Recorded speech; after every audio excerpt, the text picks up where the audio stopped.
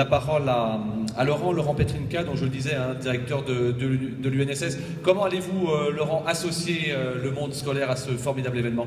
Nous aurons, cher Karl, 3 niveaux d'activation, comme on dit aujourd'hui, mais d'abord un mot, parce que le mot-clé que j'entends depuis tout à l'heure dans toutes les interventions, c'est le mot héritage. Et alors on parle des stades, on parle des transports, on parle de l'économie, mais je crois que s'il y a un mot sur lequel on doit tous se réunir, c'est l'héritage pour la jeunesse, qui est le seul en fait enjeu supérieur que nous devons tous atteindre. Et l'héritage de la jeunesse passe par l'éducation.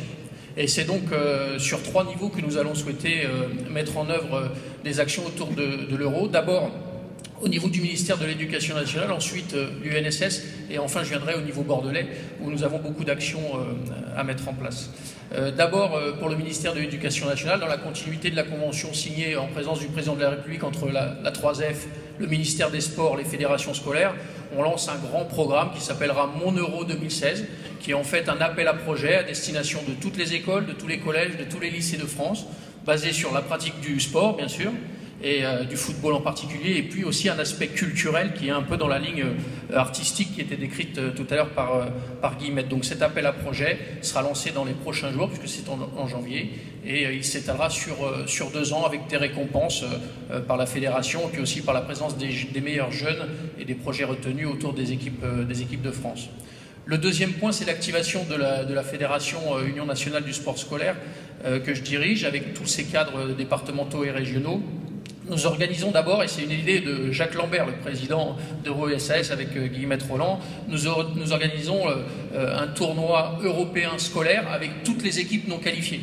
Donc c'est donc 32 équipes européennes qui viendront à Lens et à Lille s'affronter la semaine d'avant l'Euro. Donc pour nous, ça lancera vraiment l'Euro 2016 sur les aspects éducatifs.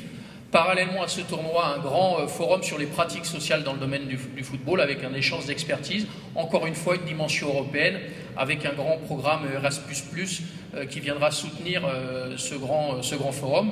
Et puis enfin, la proposition que nous faisons au président, Monsieur le Premier ministre du Club des Villes Hautes, c'est l'animation partout dans les villes, à travers le sport scolaire, des fan zones, mais aussi autour. Et c'est là que je viens à l'aspect bordelais. Sur l'aspect bordelais, je dois dire que nous avions prévu les choses, cher Ariel, puisqu'il y a 1 an et demi, nous organisions un grand tournoi international avec 32 pays, garçons et filles. C'était le jour symbolique en plus de la pose de la première pierre du stade de métropole. Donc c'était pas qu'un symbole. Donc il y a 1 an déjà, nous faisions venir ici 1000 élèves venus du monde entier autour du sport et du football scolaire. Et puis ensuite, dans cette continuité, cette année d'abord, nous répondrons avec diligence pour suivre les ambitions de l'appel à projet. Donc nous répondrons et nous ferons des propositions ici avec les directeurs départementaux et régionaux qui sont ici.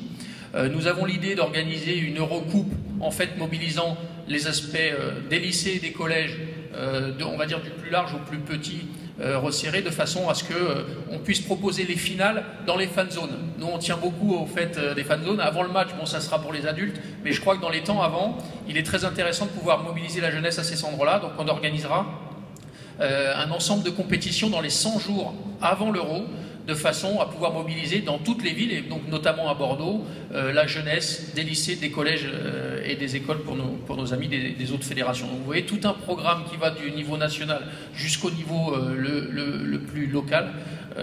Les grands événements, c'est un formidable catalyseur pour la jeunesse, et moi je ne doute pas que l'Euro 2016 sera un formidable moment de jeunesse et d'éducation.